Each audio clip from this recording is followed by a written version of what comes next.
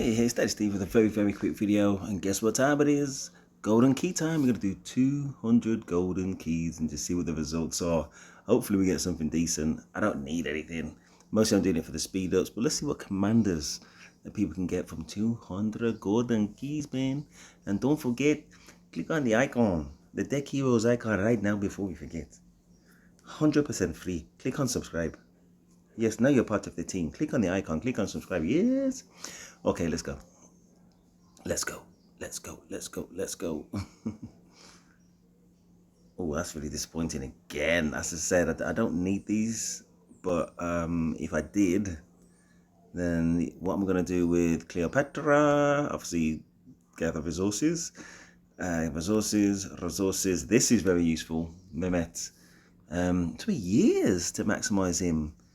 I think in the end I did those £4.99 or £4.99 bundles to try and get him over the edge. And I'm not saying I recommend it, but that's what I did. That's what I did. This guy, Ragnar, nah, not so much. Frederick, not so much. Cow, you know, very early game. Don't invest any gold aheads, but you know, whatevs. I've always got time for Charles. But now I look at it in terms of, okay, the game when I started like over 5 years ago is not the same game now. So back in the day, of course, Charles was meta. You know what I mean? So these days, yeah, if you can do it for free, fair enough, but no gold heads at all. Not one single gold head do I recommend. Absolutely the same for El Cid.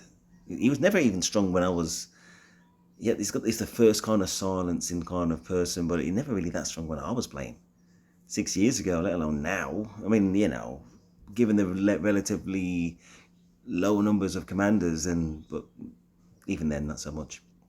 Cleopatra again, Sundyok again, Ishida again, oh, Mehmet, 8 of those. I would have been very happy with that. Back in there, Mulan.